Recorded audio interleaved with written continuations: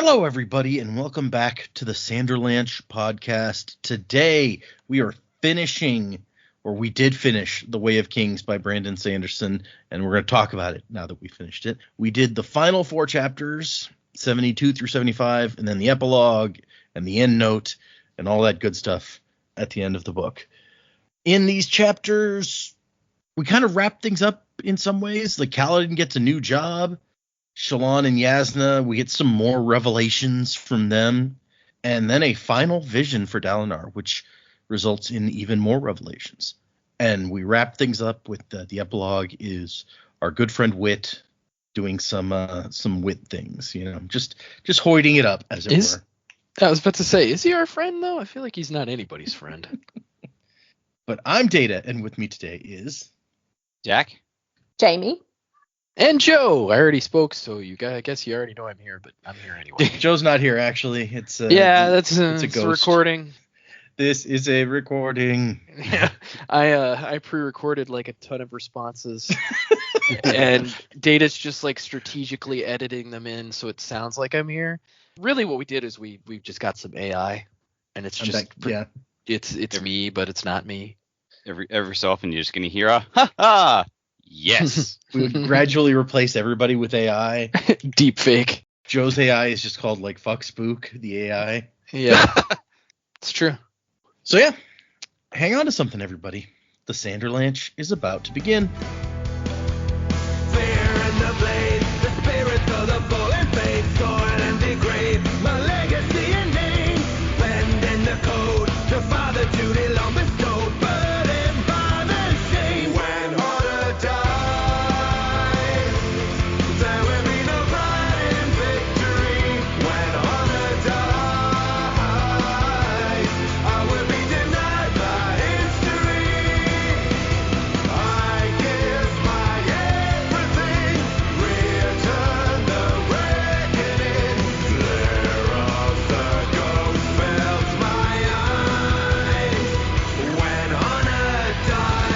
So yeah, 4 chapters plus some things. So we've wrapped up The Way of Kings.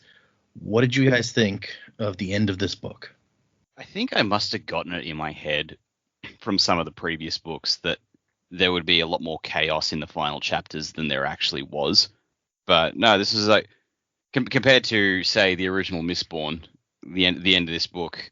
The last few chapters were a bit more sedate, but still setting up things for it seemed a lot more focused on setting up things for the future, and it was a nice tie off. I quite liked the ending. Still some bombshells being dropped, especially by Shallan and Yasna, which blew my mind a bit. But I'm just like, oh, okay, no, I can kind of see it. That sort of makes sense. So that was good. I liked Kaladin and Dalinar's interaction that gives me hope for the future, which means something about that's going to get crushed, I'm sure. And poor Dalinar. Turns out he's actually just been he got stuck on a loop in God's abandoned VCR, something with God's home movies, or his last will or something. I don't know. But I loved Wit's perspective. We don't really get much backstory or any really further stuff to learn about him as a person, but just the way he thinks, the way he operates, and what he's even doing. He's like, oh, I'm going to come into the city and just sit on these random boxes, and the guard's like, the fuck? And he just muses, and and everything he has to say. I'm just like, man, this is incredibly true. It was just fascinating to read, and then ending with, well, holy shit, I did not expect to see that character show up ever. So, yeah, fun and games. Yeah, it's funny because, like you say, when we knew that there was going to be a Wit chapter, it's like, ooh, what are we going to learn about? Nothing. We're not going to learn anything about Hoid, but he's going to talk a bunch and be amusing. Yep. And then, of course, as you pointed out, we've got a guy that maybe nobody thought we would meet, at least, especially just to show up at the end of a book and be like, hey, I'm here, by the way. It took me forever as well, because I read this not long after we finished, maybe like a day after we finished recording the last episode. And then I spent like a couple of days just going, I know that name and I don't know where I know it from. And then I sort of had a flash of insight. Oh, hang on a minute, skip back to the prelude. And I'm like, oh, it's him. It's the one who got left behind. Unless I'm wrong. Did I get that right? You are right. Yeah, okay. That was my interpretation also. Yeah. Cool. No, nice to know I didn't ruin that one. Yeah, I'm just like, all right, cool. What does this mean? What indeed? Not only that, but the fact that Hoyt is sitting there like expecting him apparently. Yeah, don't know what to make of that. What could it mean? Yeah, It's a tantalizing hook for the sequel. Right?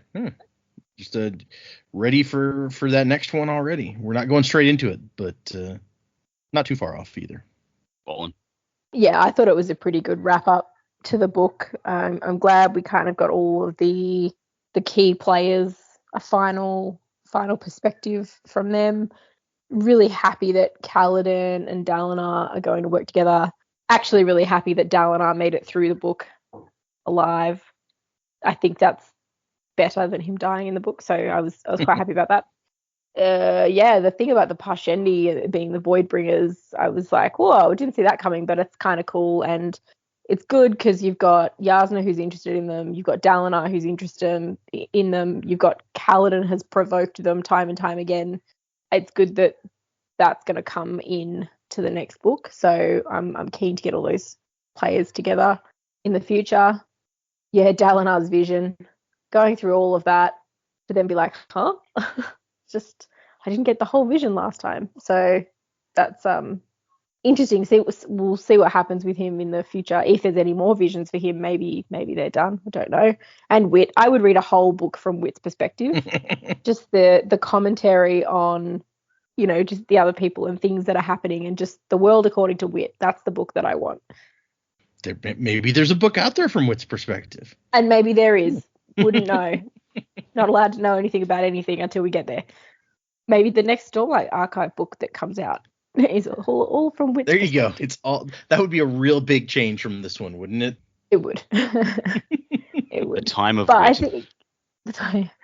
I think on the whole, it was a good way to wrap the book, as we've wrapped books previously. And I remember from Mistborn, the very first book that we read, and you were like, it was a standalone story, but we didn't feel it wrapped up enough.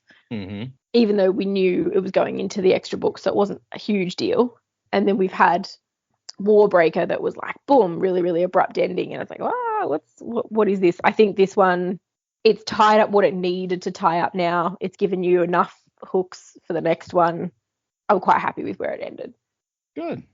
You guys have been sort of dissatisfied with the endings a couple times, so I'm always glad when we get to the end and you're like, you know what?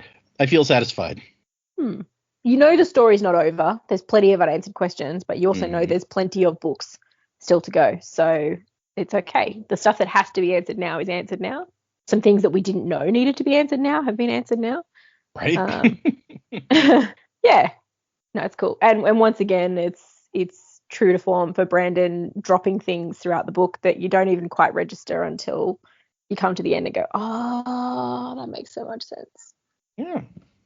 And once again, we hadn't talked about it last time, because the last time is when, like, part 5 is the part of revelations here in this book, and so there were a few things revealed suddenly last time where it was like, oh, the hints were sprinkled in there at least a little bit, and we have some more of, like you said, we have more of that in this in these chapters as well, where it's like, ooh, some of this was hinted at.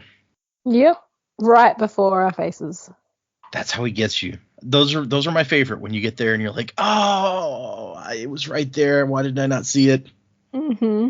Or sometimes you're Jamie and you predict that the Lord Ruler is really Rashek because you picked up on all of those hints and you correctly figured it out. So it can happen both ways. I peaked early. Yeah. It's all been downhill for Jamie. It's all been downhill since then. Peaked early. That was funny. Yeah, look, it's a good ending. I do think still kind of abrupt, which is not necessarily a bad thing.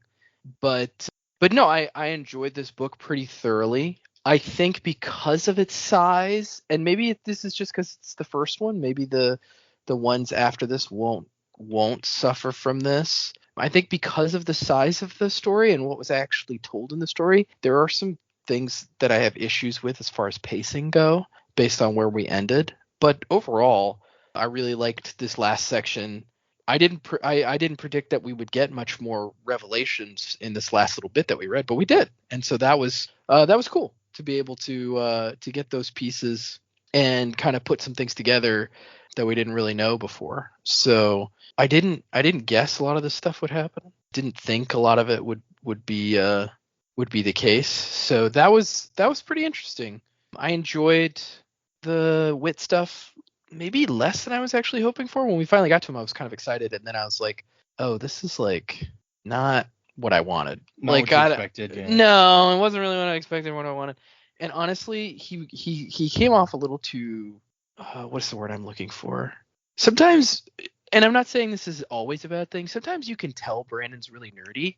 And I think wit in this chapter, like I could tell it was written by a nerd. And like I just was kind of like, this isn't like the characterization of him that I'm usually like used to getting. And it doesn't feel like it fits, but maybe that's just me putting my own personal stuff onto it. I did connect that guy to the Prelude once he said who he was. Obviously, I was like, oh, it's that guy. And so yeah, I'm like formulating thoughts of like, okay, so this guy's back, but he's like, they left him alone to deal with all of whatever they were dealing with, and like, could he have been doing it this whole entire time? Like, that's what's been going through my head, and now he's finally like, I can't do it anymore. I gotta go.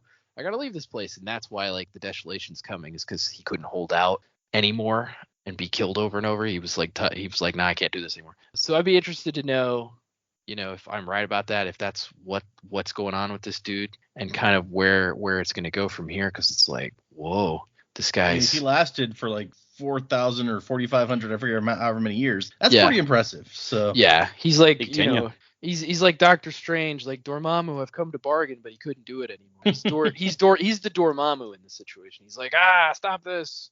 But yeah, so like I'm excited because I don't know where we're going. Some things wrapped up the way that I thought they would, and other things wrapped up in a different way. We have confirmation of some things that we were thinking must be on the horizon, so that's exciting. And I know we're going to take a short break, but I'm excited to get into the second book. I'm hoping, for my own personal enjoyment, that the pace picks up a little bit, because I think this first one was a little too slow. Yeah, but it's definitely a slow burn here. Yeah, and I just don't know. Yeah, I don't know. Anyway, but we'll get into that when I kind of give my overall review of the book at the end. So, but yeah, I'm excited to read the next one. It's kind of a common complaint among fans that this one especially starts slow. Yeah. Well, if that's a common complaint about this one specifically, then that gives me hope that maybe like going forward they're not quite as slow, which would be good. Yeah, I'm trying to decide. Like, I'm trying to think about, do I feel like the other ones move at a quicker pace? I feel like more things happen, and maybe more important things happen now that we've set the groundwork for some things. Right. And so maybe that. Which it makes sense, like based on how much he was willing to reveal in the first book. It makes sense why it had to be slower, but I feel like there were probably too many chapters where we were kind of spinning our wheels waiting for something to happen. In a book this large, I feel like you shouldn't have that many chapters like that. So, I get it. Like, you want to spoon feed us a little bit at a time to make it compelling and like interesting and exciting, but at the same time, I feel like it was a little too slow. Well, I guess we shall find out. Yup. We will all find out together. Well, you already know, but yeah. Well, and then the thing, I'm sitting here like, does it? I guess maybe. I don't know.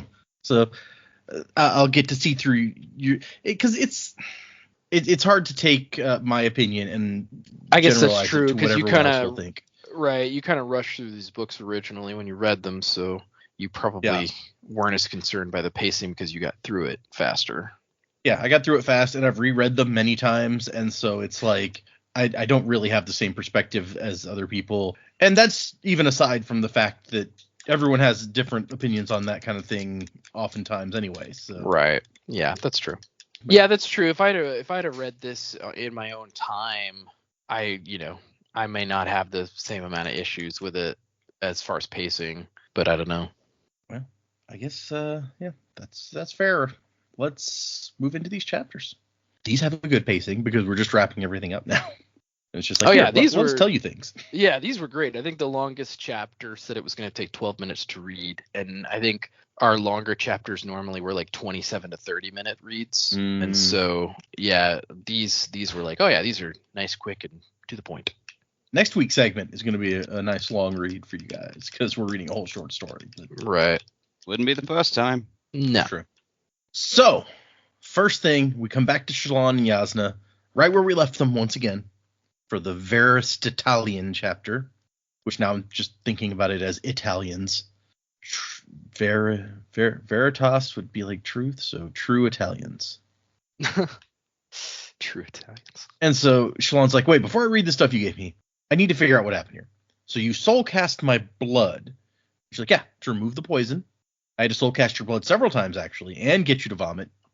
And she's like, but you're not good with organics, you said. She's like, no, blood isn't the same. It's one of the essences with a capital E. And actually, the essences get brought up in the Ars Arcanum, and we will talk about that a little bit when we get there. But suffice to say, it's easier to make the 8 kinds of blood than it is to create water.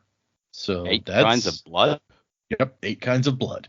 I mean, does that mean blood types? Yeah, blood types, I guess. They have more blood types. We have 8 blood types, don't we? I have no idea. I don't even remember. My blood type let's see. There's A, B. We have more than 8 blood types, actually. Is it? I thought it was A, B, AB, and O, and they've all got a positive and negative. Or am I wrong? Yes, but those are different types. The positive and negative. Yeah. So that's 8, isn't it? Oh, is it? Well, you got 4, the 4 letter combinations, and then they've all got a positive and negative. So A, B. So 12? A, B, A, B, A, B. Oh, no, you're right. Yeah, so 4 and then times 2. Yeah. Who do I look like? Karl Landsteiner? Discoverer of blood groups? Yeah. Did you just Google that while we were talking about it? No, that's an Archer line. Yeah. Oh, okay. Yeah. I was going to give my blood type, but that's probably information that nobody needs. I always remember the Archer line because because I don't remember my own blood type, and that's the scene where she's like, what's your blood type? And he's like, who am I, Karl Landsteiner? And then everyone stares at him. He's like, discoverer of blood groups? And she's like, you don't know your own blood type, but you know who discovered them. He's like, yeah, and? Righto. So that's me. Okay. So there's 8 types of blood in this world anyway. I wonder if one of them is crab blood.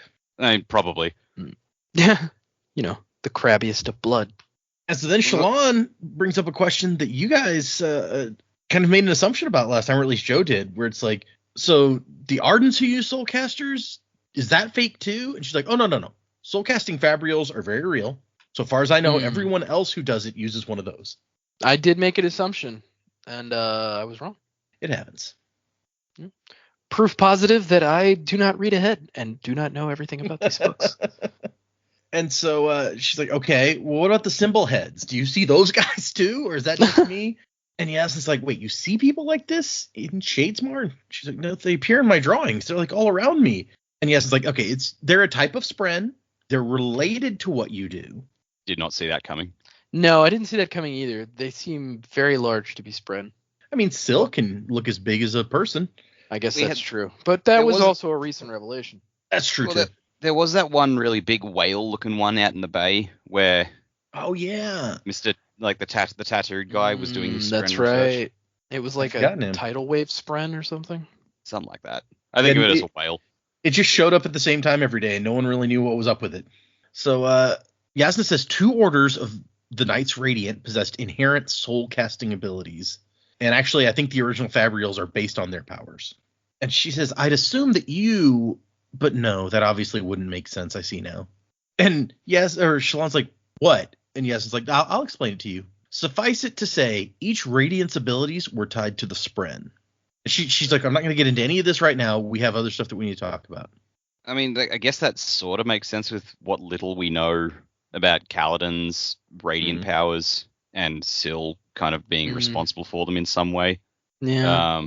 Which makes me think, does Seth also have a spren buddy who's hanging around? That's a good question. I think we've asked that before, actually. And yeah, I mean, if he does, we haven't seen it. Spren buddy! I mean, imaginary friend. Shalon doesn't actually see these spren either. She only in her drawings. So maybe. Yeah. And they creep her the F out. And also, like they have a disembodied voice that talks to her, and she's like, oh, and they want her secrets, which is also weird. Give me secrets. Give me secrets. I killed my dad. That's a really good one. Okay. It's like solid secret. Okay. Dude, we're so connected now. I feel it. That's where I saw the leprechaun. He told me to burn things.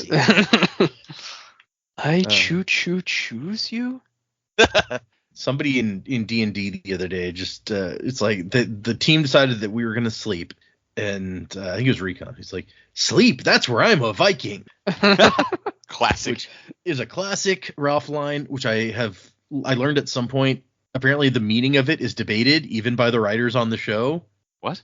Of whether Ralph means like he's really good at it, and somehow being really good at it is equivalent to being a Viking, or if he really means good at sleeping. Yeah. What? Or if he means when he goes to sleep, he has dreams where he's a Viking. I feel like it has to be the second one.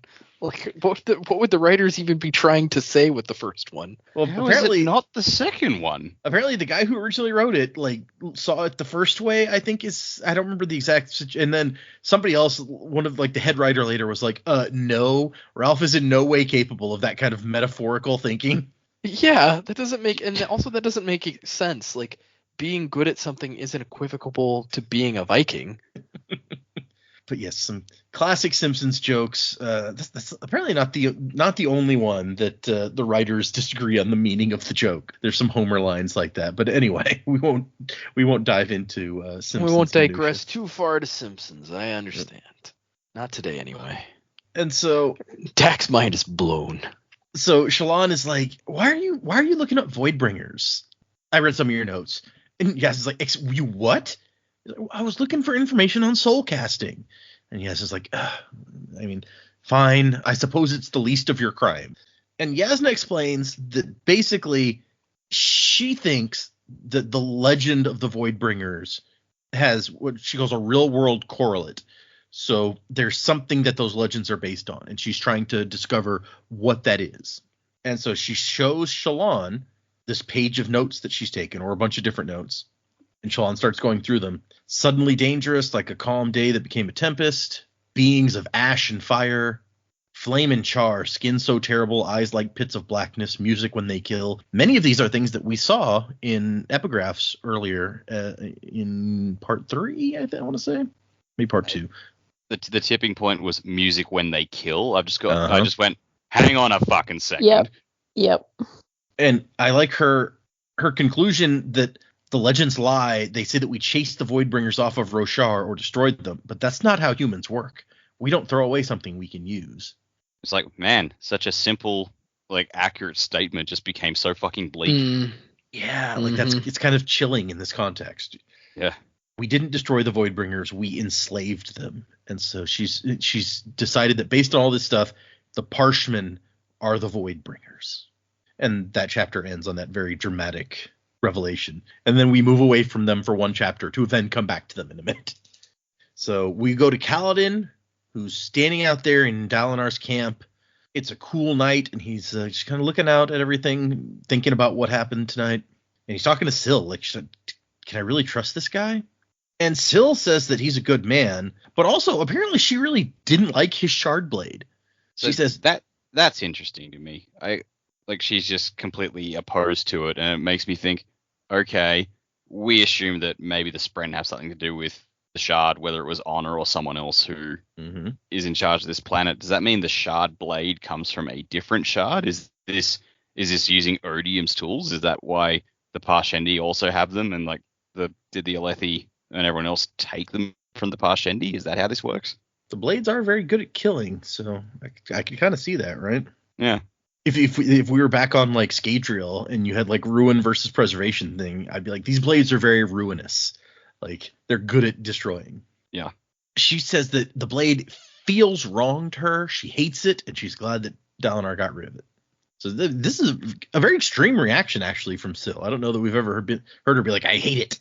And Kaladin is thinking about everything that happened and the way that he attacked that Parshendi Shardbearer. And really, it was kind of like the Parshendi were being honorable in the fight, and he's the one who kind of acted what he says the most cowardly position possible is how he attacked because, you know, the way he's trained, survival is the only rule of the battlefield. You do whatever it takes to stay alive. And they have a discussion about, can you kill people to protect? Is that not a contradiction? And she says that the killing, it hurt her, but also she's the one who prompted him to go and do it. So Yeah, it's all confusing. yeah, it's like either way, Kaladin could have left them to die, and that would have been terrible, or he could have gone and killed a bunch of Parshendi, and that was also terrible. So it's like there's no good answer here. And before they come to any sort of conclusion, Dalinar shows up. And I like the point where before Dalinar starts talking, where Kaladin is thinking like other people have looked that noble, but would a guy really trade a shard blade just to keep up appearances? And at that point, like, where's the line between appearance and reality? If you're that dedicated to keeping up the appearance of being honorable, doesn't that just mean you're honorable? And we start with Dalinar even apologized. Like, I'm sorry for making you meet me so late. It's been a long day. Been a long day for all of us.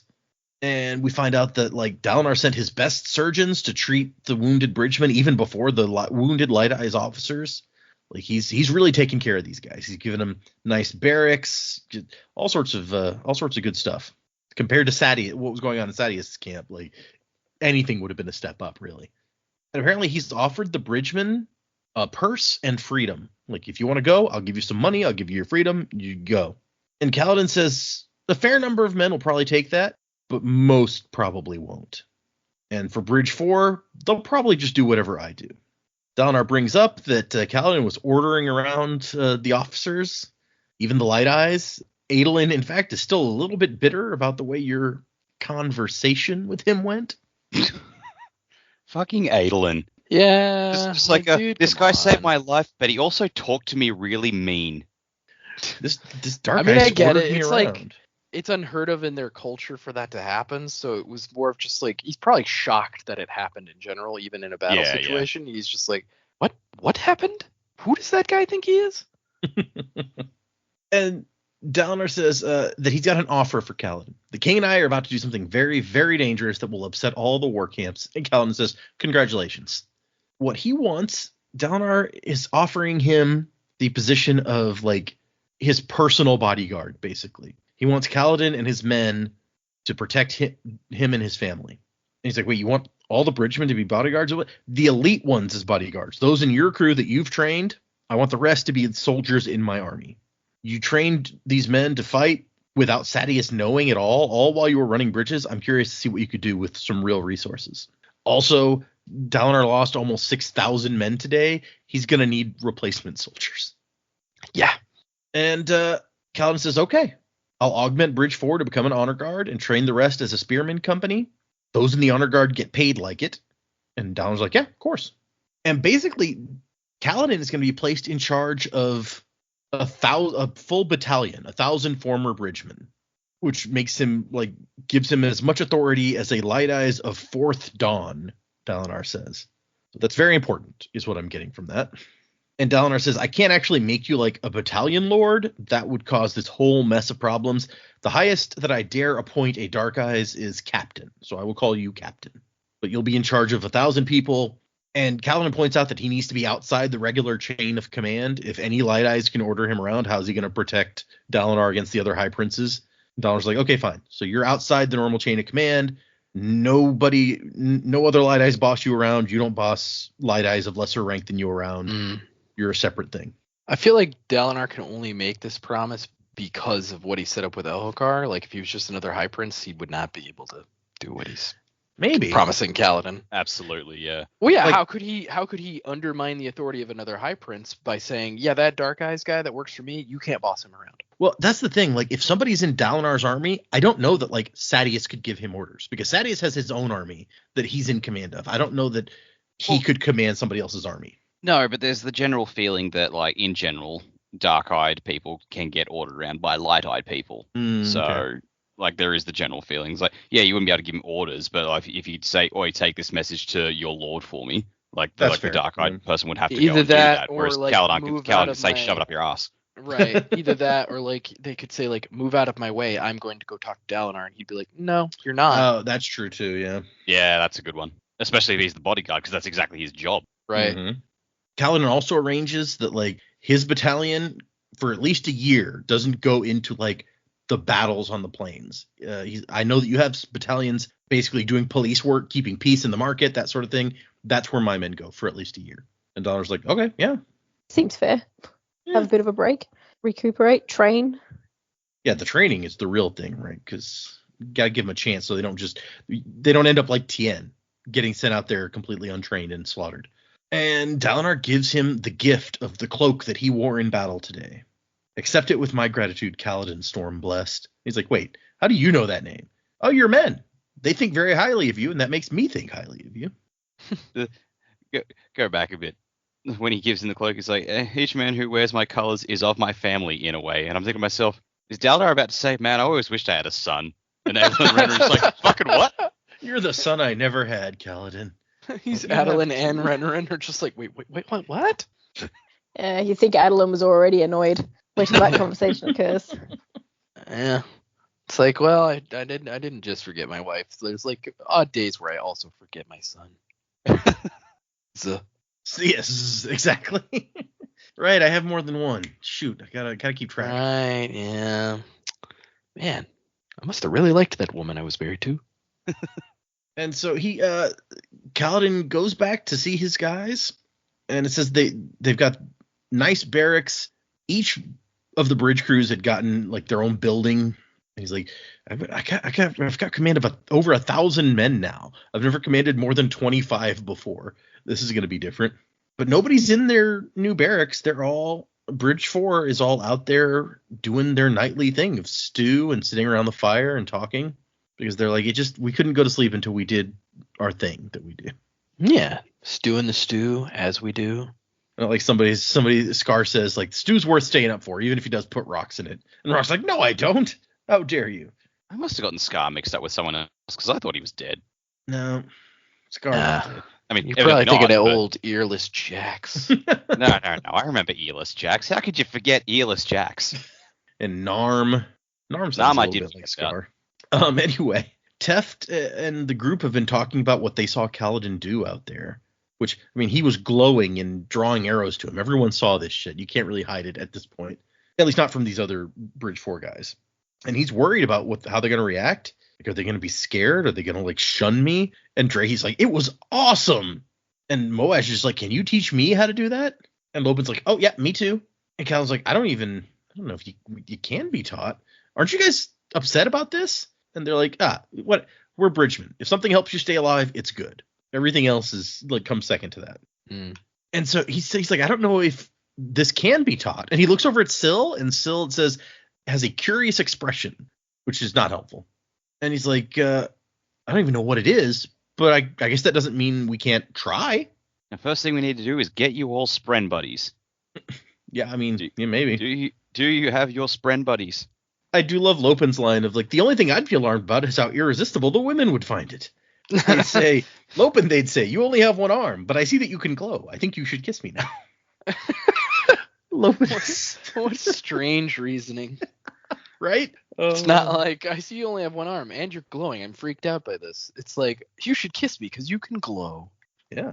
And in the meantime, like, we have, they want to know what Kaladin can do, and he shows them a little bit of what he can do.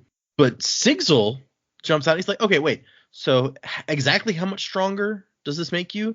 How much weight can the rocks hold after you stick them together? How much faster can you go? Like twice as fast? A quarter faster? And Colin's like... Sigzil's all in on just like the technical details. Yes, which I love, because I love the science-y part of the magic in here, where you're... So I'm all with Sigzil, where it's like, we need to evaluate this and figure out exactly like the limits of this power. Would that not be useful? I like how Kaladin's just like, oh. And Rock's like, oh yeah, it's a good idea. We can do tests. And he's like, I'll throw you off a cliff and we'll see what happens. It'd be a small cliff. I like you too much for a large cliff. And yeah, they all settle down and laughing and eating their stew, and everyone's happy. And Kaladin thinks for a minute about Malop and Earless Jax and Narm, the three men who died in that last battle, and how he failed them. But he's like, you know what? I protected not just Bridge 4, but almost 1,000 bridgemen who are never going to have to run bridges against Parshendi arrows again. So maybe we're good for today. Yeah, on the balance sheet, you're doing all right there, Kaladin. It's okay. Yeah, I mean, talk about being too hard on yourself. Where he's like, I saved 1,000 people, but I lost 3. Stupid. I could have me. gotten one more. This ring, I could have gotten one more. It's a depressing movie. So we go. We're back to Shallan and Yasna for the chapter Ghost Blood, where Shallan finishes reading and she's like, "No, you're right. The Voidbringer's the Parchment. That's the only conclusion." And Yasna's just sitting here like looking pleased with herself. Yes, I am quite smart, thank you. Shut up, baby. I knew it. And so Yasna talks about how these things say that like Parchment suddenly turned and attacked or whatever. And that seems to be what happened with the Parshendi. Suddenly out of nowhere, they assassinated her father in the middle, like right after their treaty signing. So is this the same thing? Is what happened in the past happening again? Just as it did in the days of the heraldic epochs, whatever you say that word. And she also talks about how like the Parchment are integrated into every level of our society. They do all this work for us. They watch our children, like all of these things that Parchment take care of. What would happen if all of a sudden they turned on us? And it's not just one group. Their minds, like they can sing these songs in unison even when far apart. She says their minds are connected like span reeds somehow. Hive mind, baby. I mean, that's a dramatic thing that I don't think that we have ever. I mean, we heard things about how they can sing the same, or they seem to sing the same song even like when they're out of earshot of each other. But the thought that all their minds are connected, that's kind of new. Mm-hmm. So, but they also appear to have some kind of individuality. So I guess it can't be completely hive mind. I mean, Yeah. that'd be in the same way that the Inquisitors were all like, they're all of the same purpose. They have a bit of individuality, but ultimately they were all still bent to Ruin's will. Yeah, maybe it's a shard doing this. Could be. Hmm. Basically, if they all turn at the same time, Alethi civilization could collapse, like with the removal of this entire class of people. Not just removal, like if they become aggressive and start attacking, they're everywhere. She also notes that the Tales have the Parchment fighting alongside like beasts of stone. Maybe that was like a great shell or something. I don't know. Although in the flashbacks we've seen actual, or the visions we've seen like actual stone monsters. They do not seem to have been crabs, but maybe. Yeah, that's weird. I don't know. I'm not sure if they're right about this Parshendi thing, or if they are like maybe certain portions of the Parchment / Parshendi are being bent to a certain shard, and the other ones are being bent to a different shard. Because I feel like, I don't know, they keep talking about how the Parshendi have a lot of honor, right? And so like if we're surmising that honor is one of the shards, and my early predicament, I'm guessing that is probably the dead one, because they named another shard already, and we know Odium's also on the planet, and we know one of the shards is dead because he said he's dead in the vision. Then I feel like if it is Parshendi, they have to be Parshendi that are being influenced by a different shard than honor, but I don't know. Okay. Yeah, I mean, it's a reasonable guess that there could be a shard, we've seen, like you guys talked about, we've seen that before. But yeah, I guess that makes the question, who exactly could it be, and how, and are there more than one like fighting over? Yeah, there's all sorts of it opens up more questions than it answers, I think, is the main thing. And as Joe said, they might not even be right, so that could be a whole other set of questions. And then Yasna tells Shallan, we're gonna leave. Are you sure you want to do this? So I was like, wait, you just let me go after what you told me? And she's like, yeah, I won't have you serving me while thinking of ways to escape. And Shallan thinks about something that we haven't talked about in a while. It's like, oh, my brothers. I can't just leave them, but this is bigger and more important than me or them or any of us. So, yeah, I guess screw my brothers. Let's do this. Yeah, not a total loss. You guys have never been big fans of her brothers anyway. And yes, it's like, okay, we'll pack up. We're leaving tomorrow on that ship I chartered for you, and we're going to the Shattered Plains. We have to find all this information before somebody else does and uses it against us. This was the moment we were like, yeah, they're gonna go to the Shattered Plains. Like, she said it now. Like, it's official. That's where they're trying to get to. So this is where our heroes collide. I can't wait to see Yasna kick the shit out of her brother for being a dumbass. Yeah, or even better, like Shallan being like, I met that Kaladin guy. He's annoying. Would they get along, Kaladin and Shallan? I mean, I don't know. She seems pretty hung up over Capsule for some reason.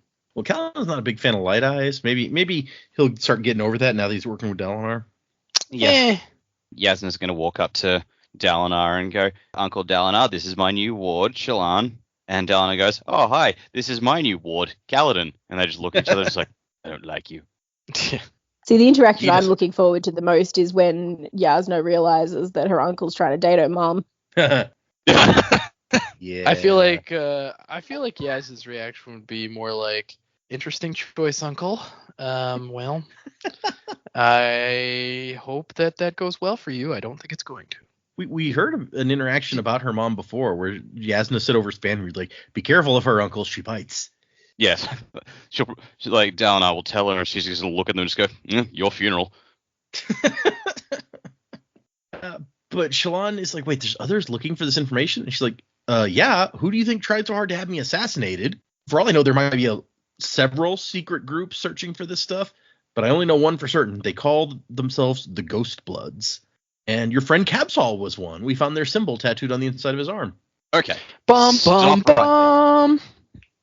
So we saw all the fucking hoops that Marasai had to jump through to even be considered for membership to this group. Like, Marasai is extremely competent and really good at what she does, and they grilled the fuck out of her before they offered her a place. How the fuck did that incompetent jam lover get a spot in the group? You just nailed it on the head. He's a jam addict. Yeah. They're like, we got him. He's our tool now. We can pay him in jam. Yeah, we can pay him in jam. That's nothing. You know how much jam we have on Scadrial? So much. We don't even know how to do with it all. It's just ash jam. No one likes it. I mean, he got real close to assassinating Yasna with most people not being even a little suspicious of him. I think that he wasn't too bad. Oh, see, that's it though. Like, Yasna, she was soulcasting the bread as we saw. It's like, he was in place, but he was never actually, like, Yasna was never in any danger from him. Yeah, but I don't think that he could have known that. Like, there's no way that he could know that she can soulcast without a soulcaster, since apparently no one can do that. Yeah. I guess. And so you say he got close, and it's like he didn't actually. But yeah, you gotta wonder, like, he talked about, like, during his time in the Ardentia, he'd seen Ardents using soulcasters, and that it wasn't really that hard. So was he actually an Ardent that they recruited as an assassin, or had he been disguised as one for a long time? Or, like, how long has he been a Ghostblood? This is all sorts of questions about Capsol that I don't know at this point. He's dead. We may never get answers, but he's just a joke to us. It's fine. Yeah. But she shows Shallan that symbol, the 3 diamonds that we've seen before, the Ghostblood symbol. And Shallan's like, holy crap, that's that same symbol that, like, Luesh, my father's steward, wore, the one who could use a soulcaster. And she's like, yes, I think my father might have been a member of this group. And that's where that chapter ends. So the Ghost Bloods are involved on all sorts of levels in what's going on behind the scenes here. But you guys were kind of already thinking that. Well, again, like, we peeked behind that curtain thanks to Lost Metals, so. But I will say there's more than one secret society at work on Roshar. So don't necessarily put all your eggs in one basket. Well, we know that, like, what's-his-face has to be a part of some kind of crazy society. The king. Elokar? No, the other king. Gavilar? No, the other king. Taravangian? The Archived guy? Taravangian.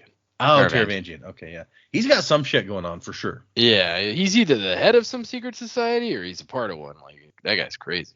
So, chapter 75, the last numbered chapter of the book, is called In the Top Room, which I don't know if you guys recall, but this seems to be a reference to the story of the Wander Sail that we saw, because they found the king's body in the top room of that tower, and there's kind of a similar thing going on here with this god. Yeah, because the whole thing was like they finally get into the top room and learn that the person everyone was taking orders from was actually dead the whole time.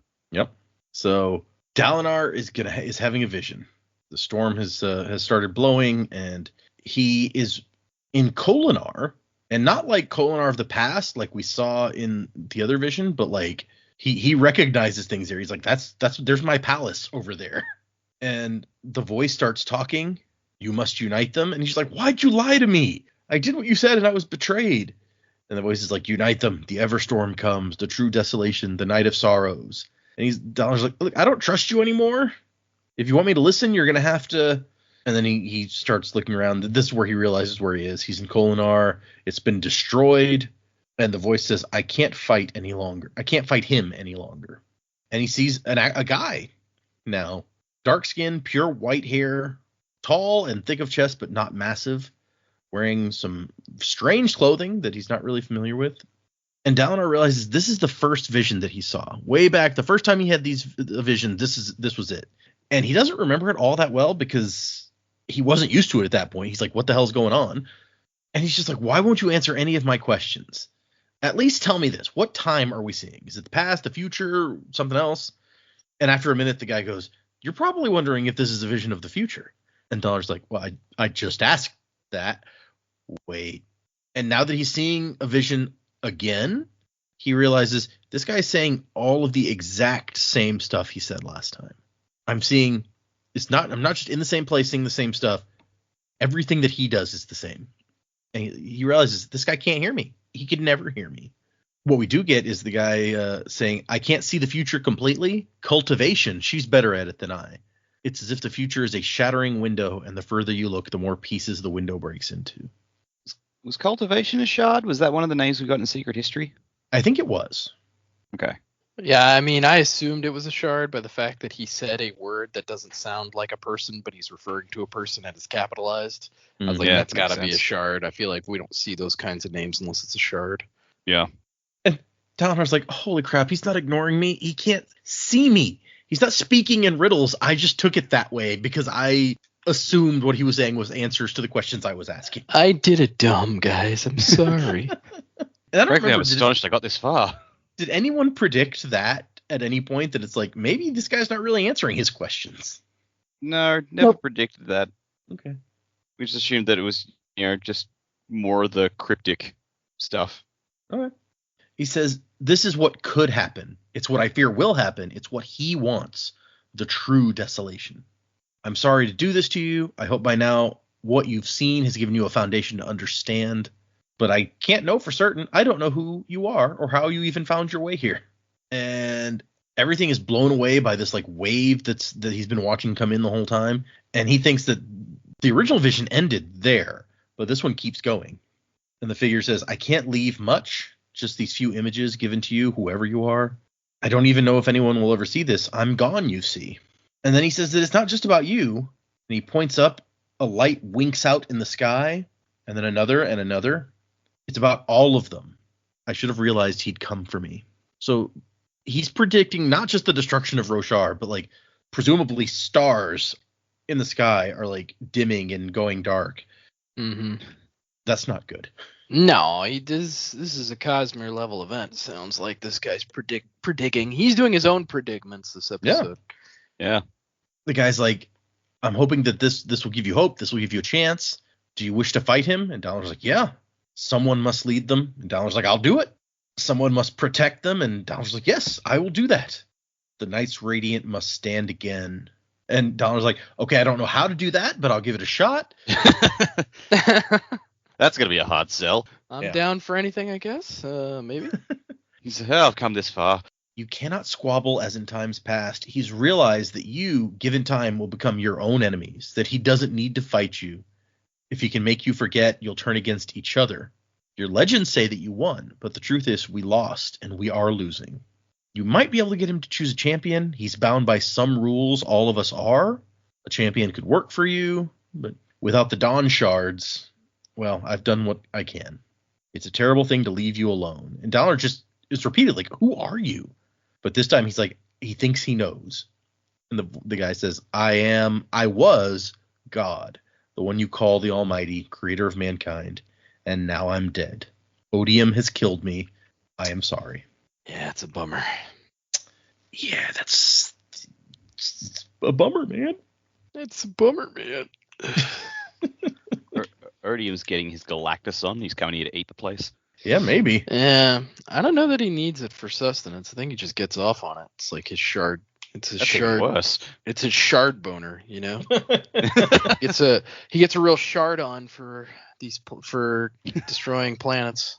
Oh my god. So we know that Odium, or we think that we know that Odium took out who are the other ones? Devotion and Dominion. Devotion and Dominion, No, yeah. Devotion, Dominion, Desolation. And so that's now, his book. whoever this is, the Almighty, also was killed by Odium. So that's at least 3 of the 16 shards destroyed by Odium. I did have a moment, like, when reading this. He's like, I am God, and Odium has killed me. I had a moment, it's like, holy shit, is this Adonalcium? But no, he's talking about shards that he knows. Adonalcium probably doesn't have that.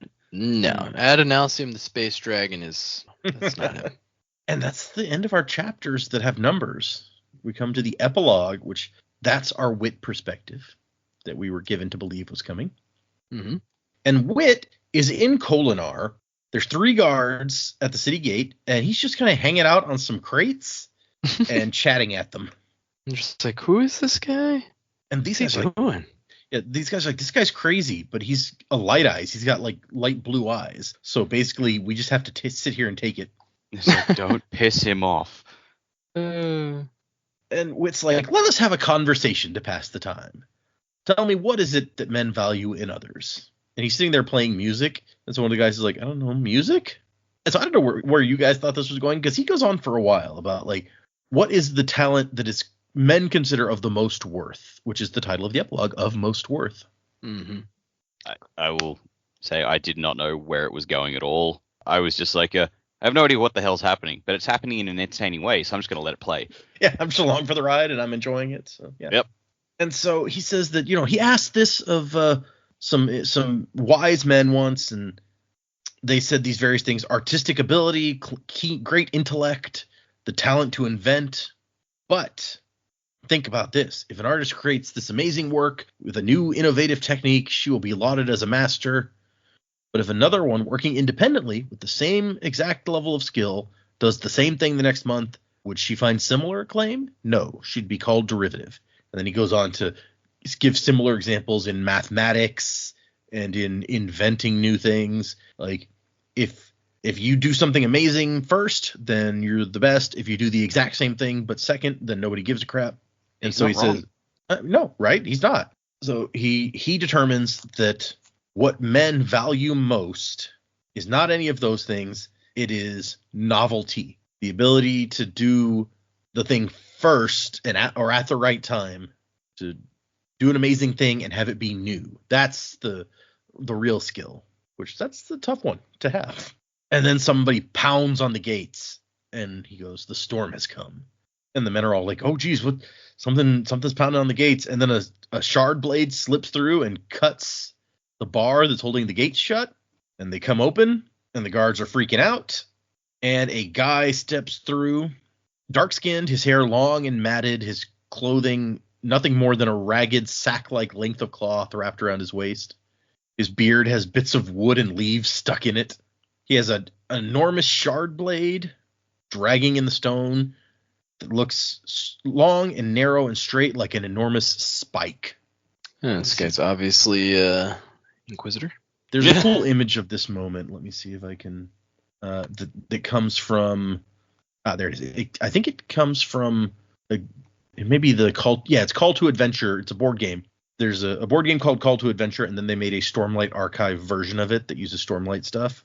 And so this is a picture of this moment from that, and I'll share it with you guys, because really the art in that game is terrific. Anyone out there who has not seen that, you should check it out. Call to Adventure I bought before they even talked about Stormlight, because it was a Kickstarter, and it had a Name of the Wind like expansion with it as part of the Kickstarter, and I was like, oh well, I'm in. And it was a fun game, and then they came out with the Stormlight version. I was like, okay, I'm double in. I'll get that too. But there you go. That's the image. Dang. Dude, that guy's ripped. I know, Yeah. right? That is, man, Arnie's really let himself go. Yeah. It's like a Samson level ripped. Definitely larger than I expected. Right? Yes. He is a big, big dude in that picture. And I like his muscles glistened wet as if he just swum a great distance. Okay, if you say so, Wit. And Wit hops up. He says, "Welcome, lost one." And the guard's like, "Who are you?" And he's like, "Who am I? I am Talenel Elin, stone sinew, herald of the Almighty. The desolation has come. Oh God, it has come, and I have failed." And then he slumps forward, and he seems to pass out, but his shard blade doesn't disappear like it usually does when somebody passes out. Usually the shard blade just stays if you're dead.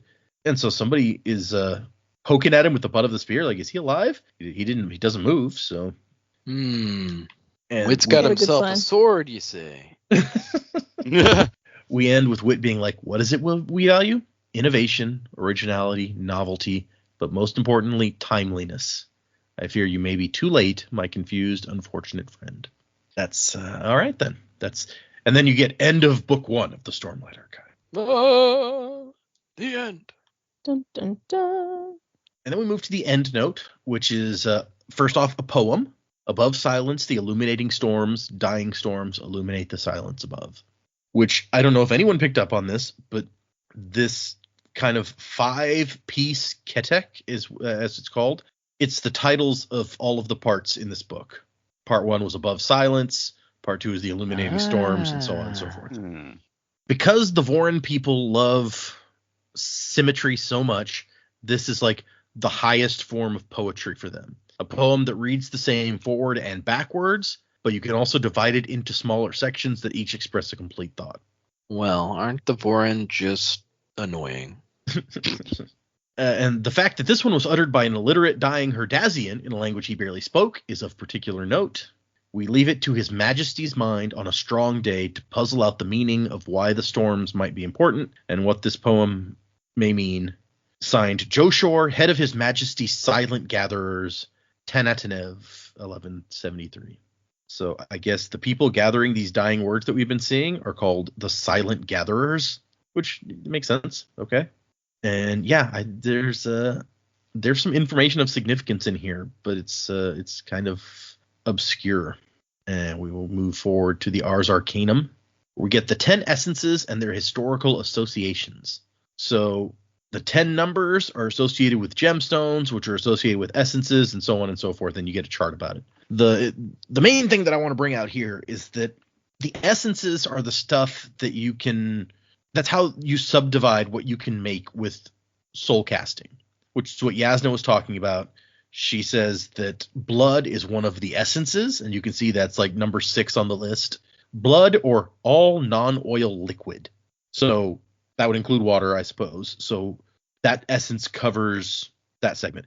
And we heard earlier that from Shalon, I don't know if you guys remember, but Shalon mentions that like soulcasters are usually like tuned to making particular things, and she thought that Yasna's soulcaster was made like crystal or rock and gas and fire. So Zephyr, Spark, and Talus were the essences that she said that she thought that soulcaster was tuned to. And so you see Zephyr is translucent gas or air, whereas Vapor is opaque gas. Also, maybe it was actually Vapor because Yasna kept making smoke. Fire is one of the essences. Quartz is one of the essences. Wood. Non-oil liquids are one, and then oil liquids are the other one. And then the last one is just meat and flesh, which that sounds nice. But so when you see somebody soul casting, this is kind of how it's divided up into like the different things that can be made, which is the only thing that I really wanted to pull out of here. It's kind of interesting. I like that there's a structure to it, and it's not just you can turn anything into anything. Like it's with all the like the Mistborn powers, it's very structured. Like I like that this is also very structured. Yes, agreed. I like when there's structure that we can figure out and learn. Ancient scholars place the 10 orders of Knights Radiant on this list alongside the heralds themselves. I'm not certain yet how the 10 levels of Void Binding or its cousin, the Old Magic, fit into this paradigm, if indeed they can. My research suggests that indeed there should be another series of abilities that's even more esoteric than the Void Bindings. Perhaps the Old Magic fits into those.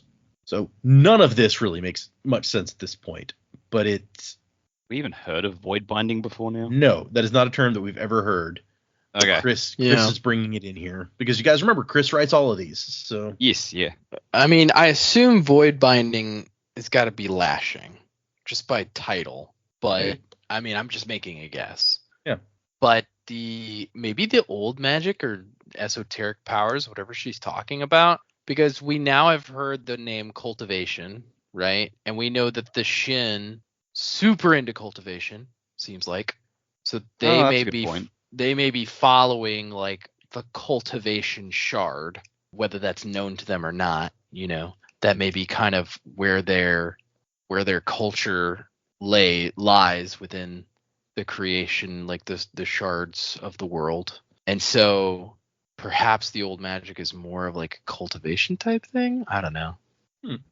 Okay, that's would make sense. Yeah, I mean, because we've just heard about cultivation and that she may be involved here in some way. Although we also heard the name in Secret History, so cultivation could just be the one that is friends with lots of these. So she pops in. Who knows? Well, I mean, potentially, but it really seemed like in Secret History they were naming shards that were relevant to this, like to what had come. Mm-hmm. So, by that point, when Secret History was published, Stormlight had started to come out, so that probably wasn't chosen at random. Okay. Yeah, I mean, yeah, you've got a good point there. Without asking for the exact details, do you yourself know the names of every shard? Do you know all 16? I think I'll just say no. Okay, so they haven't all been revealed yet. They have not. Okay. There's indications that we may soon, maybe as soon as the 5th Stormlight book, get the last one or ones that we don't know yet. But no, they have not all yet been revealed. Okay, cool. Okay, and then we move into the creation of fabrials, which we've seen a little bit of here and there in this book. Fabrials appear to be the work of dedicated scientists as opposed to the more mystical surge bindings once performed by the Knights Radiant. So we had void binding in the last section. Now we have surge bindings, which are were performed by the Knights Radiant, she says. There are altering fabrials, such as augmenters, which increase a thing, or diminishers, which diminish a thing, which we saw that with the pain diminisher. There's pairing fabrials, so conjoined fabrials like the span reed. It says the process requires splitting the original ruby, then you put the two halves into the span reeds, and then like they move together. She says you infuse a ruby using a methodology that has not yet been revealed to me, though I have my suspicions. So you got to do something weird to it first that she doesn't know exactly, but then you split it in half and you can do this. Then there's reversers, which are like that, but they do the opposite. Raise one and the other one goes down, vice versa. Warning fabrials, there's only one of those so far, the alerter, and we saw that before, the one that lets you know when people are coming. And the amount of stormlight that you can infuse in the gem affects the range that it can detect people. So bigger gemstones hold more stormlight, can detect stuff further. Then we move away from fabrials into windrunning and lashings. The windrunners were an order of the Knights Radiant, and they made use of two primary types of surge binding. The effects colloquially known as the 3 lashings. Okay, so it's surge. So it's a form of surge binding, not void binding. And so we learned about the lashings. Like one of the first things we learned in this book were about the lashings. So I won't jump into that very much. But there's one fun note that advanced use of this the basic lashing, the gravitational change lashing, allows a windrunner to make himself or herself lighter by binding part of his or her mass upward. Mathematically, binding a quarter of one's mass upward halves a person's effective weight, and binding half of your mass upward would create weightlessness. Checks out. Yeah, just some interesting notes as we continue forward about fabrials and about lashings. Surge binding, the term has come in. Void binding, old magic. There's all sorts of stuff that we're just at this point touching on the edges of, or like void binding that we haven't actually seen or heard of at all before this.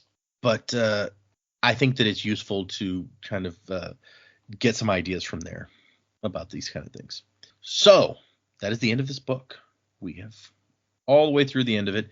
And as I mentioned before, for next time, we're doing Shadows for Silence in the Forests of Hell. So no, like, giving you guys chapter titles to try to predict for next time or anything. But predicaments we will do nonetheless.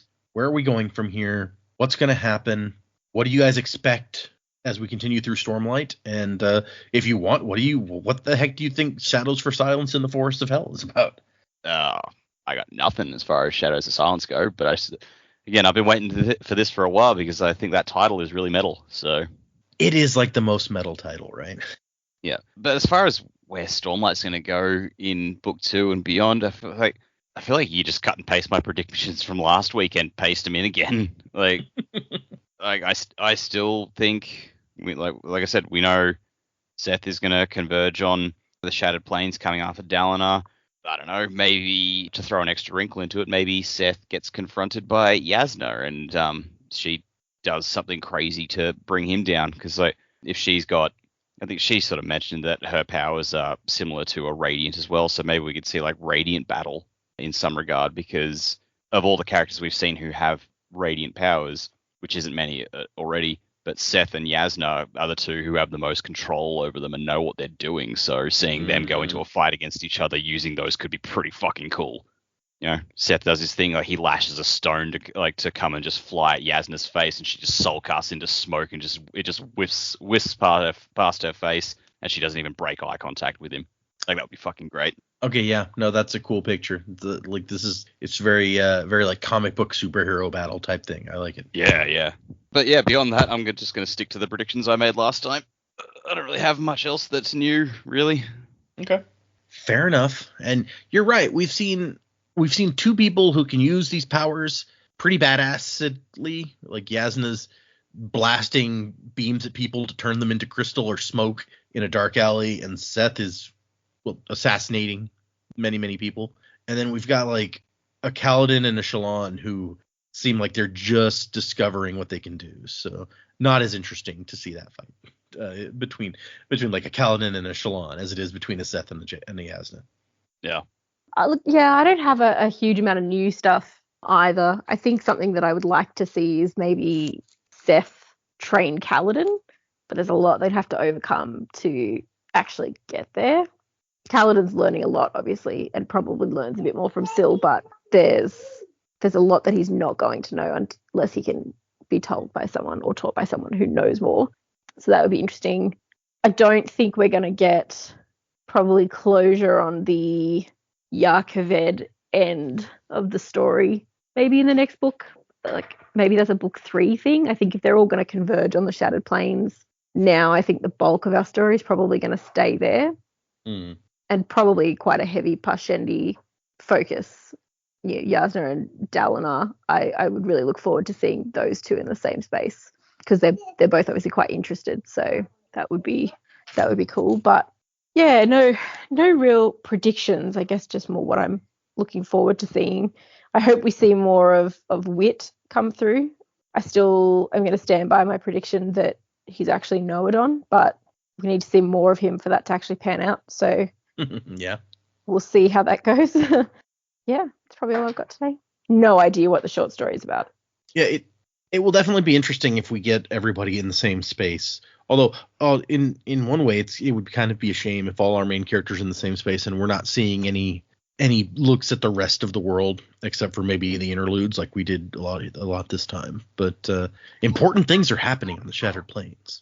There are, and maybe it's not that we will never get those glimpses. Maybe we get a glimpse of somewhere completely different. Maybe we get some extra characters. Maybe we start getting the brothers' perspective in Yarkaved without actually having Shallan there or something. Yeah, maybe we start having some other perspectives, because we didn't really lose any characters. Like our like we lost some characters, but not like our main perspective characters. Mm-hmm. So maybe there's some extras introduced. It'd be good to see more Seth, I think, rather than just interlude Seth and a chapter at the end. That's fair. Maybe we could turn him yet. Get some more Seth. I mean, right now he's on his way to kill Dalinar, so it's true. I don't know how much more we could get unless it just jumps straight to, okay, I'm here, let's fight. They'll turn him. They'll capture him. Yeah, could be. You got to capture the Rock, though. That's the real thing. It's true. Yeah. Not Dwayne the Rock Johnson, but my mind. It took me a minute, but I figured it was the one that Taravangian's got. Yeah. Yeah. I mean, Kaladin's Rock is just a big dude. That's true. Yeah. He's like, we've got our own Rock. Rock. Capture the Rock. Everyone find your own Rock. This is my Rock. Get out of here. Seth is training Kaladin as per Jamie's prediction, and Seth is like, first, show me your rock. My rock? And it's like, Seth says, yeah, this is mine, holds up his soul stone, and says, all right, Kaladin, where's your rock? And Kaladin says, oh, I'll be right back. Hello, Assassin in White, how are you doing? Yeah. Or if he's got any rocks. This is just left as from ridiculous DM. as our chef pirate. Would you like some choldong, maybe? Choldong. Hey, it is rock time! Yeah, you ate my shit pie. So funny. Oh boy. Predictions. So yeah, I don't know what the short story is going to be about. Who knows? Not me. That's for sure. I think a lot of the predicaments I made before probably still stand, especially one of the big ones I was saying that we're probably maybe gearing up towards is like a Seth Kaladin confrontation, especially now that Kaladin has officially been named like, hey, you're Dalinar Kholen's bodyguard guy. I feel like that has put him in a perfect position to be the one that defends against Seth. So I think there's going to be a lot of Kaladin learning how to do his thing, do the stuff that he needs to do. And I think obviously his bridge team has agreed wholeheartedly, enthusiastically to help him figure out how his powers work. So, depending on how much time there is between this book and the next book, we may already start this book with a Kaladin who knows a lot more about what he's doing with his powers than before. Because I don't know that these books pick up right exactly where we left off before. I don't know how they work. So we may have a little bit of time in between them to kind of realize, oh, Kaladin's matured and grown up a little bit in his power. He knows kind of what he's doing now. So maybe we'll start the book off there. Maybe we'll start it in progress. I don't know.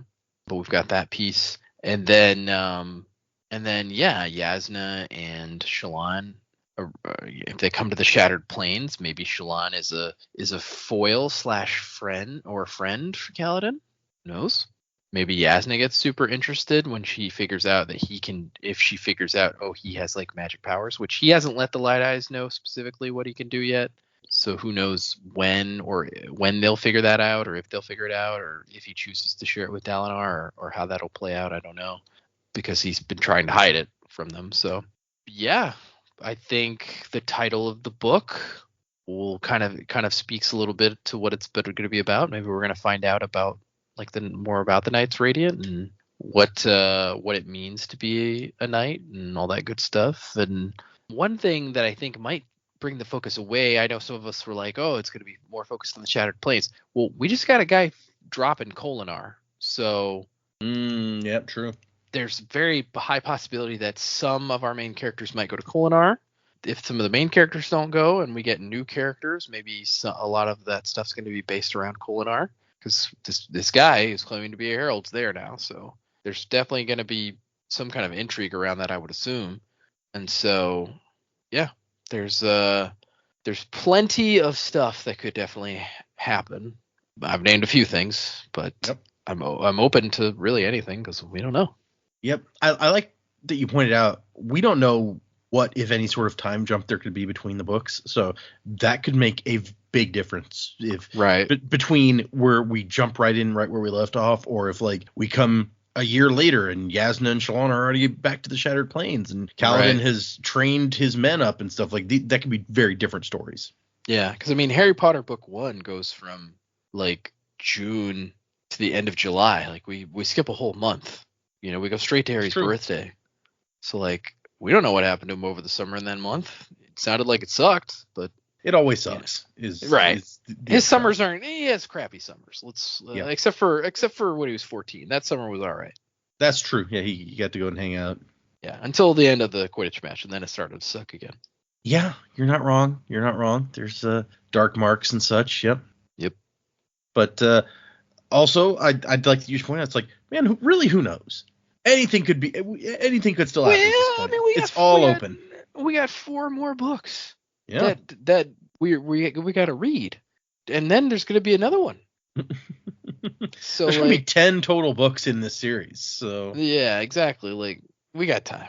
We got time to kill. No, sorry, only 4 books are out, so that's all we have to go on. This ridiculously circuitous series is 1 quarter complete. No, before we even finish book 2, the 5th one will be out. Yeah, I know. And so and then there's 2 there's a novella that happens between books 2 and 3, and one between there books you 3 go. and 4. So you got okay. on top of those books, you got 2 novellas, and Yeah. there's rumors that there might be another novella between books 4 and 5. But if so, he hasn't written it yet, so Yeah, or he hadn't come out yet. Rumor Give me has 5 it. minutes. Yeah, he'll be like, oh yeah, right. that's coming out in August, and then the new book's coming out in December. Yeah. Have fun. I had to take 2 days off while I was sick, and in that time I wrote another 3 short stories and a novella. Yep. Yeah, I had a really bad stomach flu, and I laid on my side on the couch, but I just wrote on my side, laying there. Oh, You're gonna love this book. It's about a guy who has constant stomach problems, but he's turns out- superpowers. Yeah, but Yeah, he's it's also the hero. It turns out like the stomach powers is some sort of spirit that lives in his bowels, and Right. and they fight crime. What it is he lives on Scadrial, and when he burns stuff, it hurts his tummy real bad, but he still does it because he's a hero. Oh, can you imagine someone having to like on schedule having to burn the metals, but they've also got IBS? Like, what would that do? Yeah, doesn't sound great. No, that would suck. Yeah. He creates harmonium inside his body, and it's messed up. He's got to poop it out and then scoop it out. Oh. Jeez. Okay. Speaking of the new book coming out in December, I'm going to use that to transition. This week, the week before we recorded this, obviously it'll be a little bit later by the time you guys hear it. The tickets, the passes went for the convention went on sale. We also got a new name. It was just called like Dragonsteel. It started out as Dragonsteel MiniCon is what it was called. And then it was just Dragonsteel. Now, in order to differentiate the convention from the company that's called Dragonsteel, they have decided to call the convention Dragonsteel Nexus. Okay. So the passes went on sale this week, and it was a shit show. Uh-oh. There are lots of very angry people out there. Myself, I knew where they were going to be on sale because they announced that ahead of time, and it was the same place they were on sale last year. They announced what time they were going to be on sale, so I made sure that I signed up for an account on the website. I had my credit card information in. I had the website up 5 minutes early to refresh and make sure I could get in there and get a pass. For some backstory, they've talked about before and since the sale, some people from the company, even in some of the Discords that I'm in where there's people who work for the company, they've given some information that basically last year there were lots of people who attended, and it's the convention is held in Salt Lake City at what is called the Salt Palace, which is the biggest convention center in the state of Utah. So there's not a bigger place that they could hold this. That is a fucking awesome name for a convention hall. The Salt Palace, yeah. Salt Lake City. It's a cool idea. Oh yeah, it's thematic, but it also sounds like something out of a fantasy book. It does. You're right. Yeah. I didn't think about that, but anyway, so they had they don't rent out the whole thing. They had a certain area rented out, and it was a very populous convention last year. And last year it was for the last of the Skyward books. This year being a Stormlight book and book 5, which is the end of the first Stormlight arc.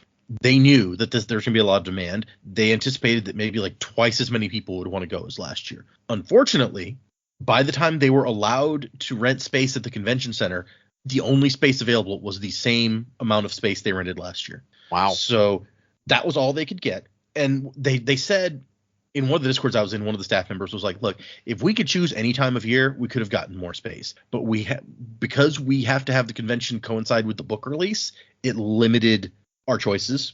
That's true. And so, yeah, I was, thinking about that, especially it being in December. There's probably a lot of people who want to rent that space for like Christmassy type stuff. Yeah, it's entirely possible. I don't know exactly what the other people renting it are, but so they can only get that same amount of space. So their options are sell way more tickets and try to squeeze twice as many people into the same space, which Joe and I went 2 years ago. It was crowded even then. Yeah, it was pretty crowded. I wouldn't want to imagine doubling that number of people in that space. Well, and again, we don't know last year's numbers. It was probably more last year than it was the year I think it was more last year than the year before. So this is where you start like breaking occupancy laws, and then you got the fire wardens up your ass. Yeah, that too. And so they had to limit the number of tickets. I think they said that they reorganized some of the space, so they think they can fit more people, but not like that many more people. So I don't know how many tickets they sold last year. This year, I think they had 1,500 VIP tickets and then like 5,000 or 6,000 general admission tickets.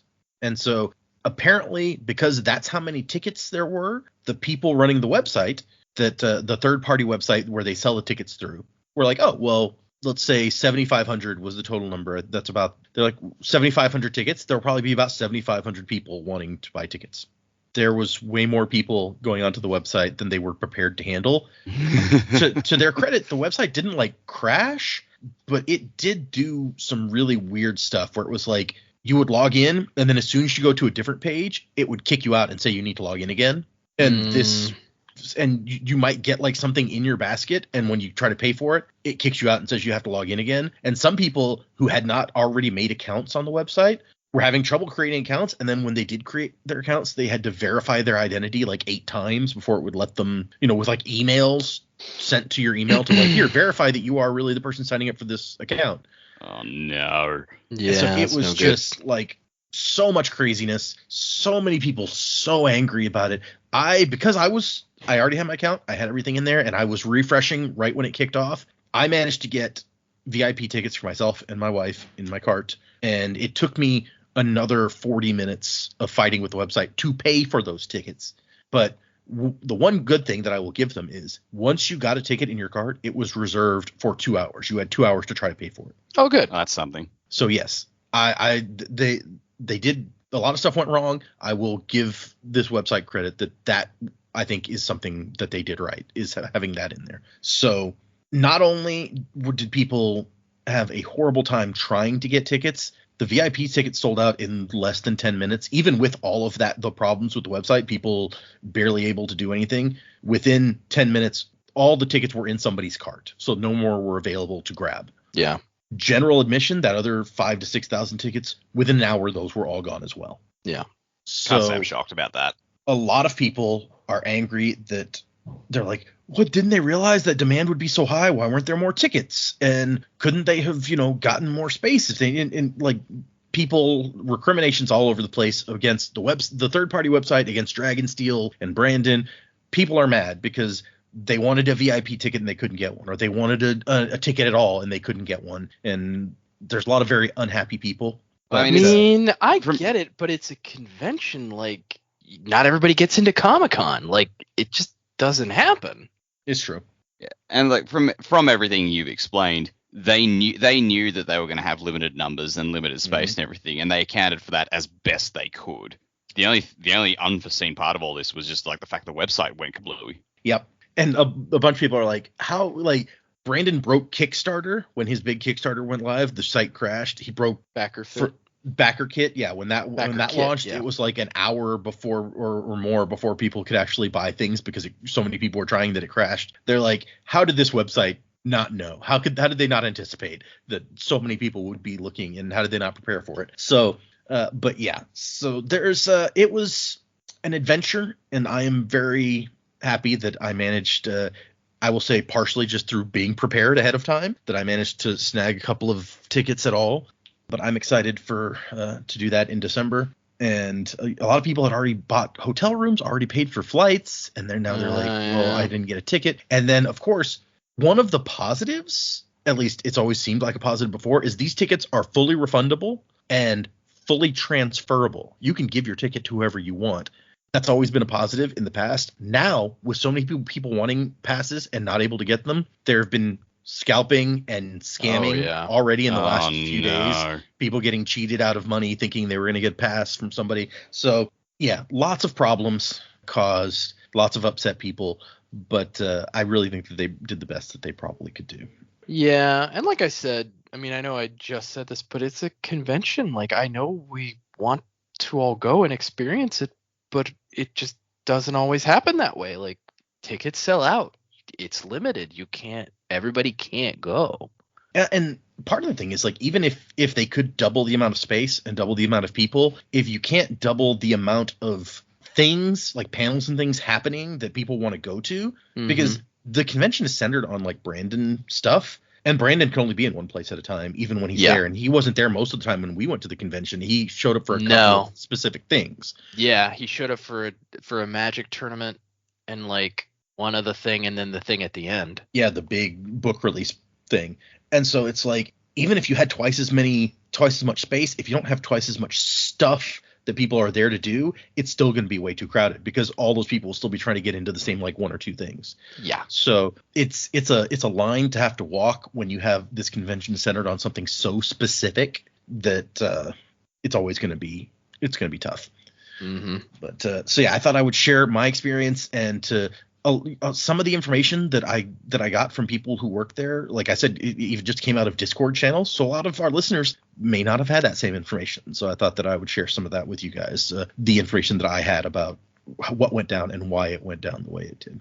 But I did get the tickets, so I will be there in December is the plan for any of our listeners who I'll have our promotional handouts again that we had before and be giving things away to anyone who I'm going to try to get another shirt like the one that I still have the one that we made for the last time, but I'm going to try to use one of the designs that I paid for that I think looks nicer and get a shirt made, like a Volcano Theory shirt. So we will talk more about that as we get, like, that's months away at this point. But as we get closer, I will give out more information on that sort of thing.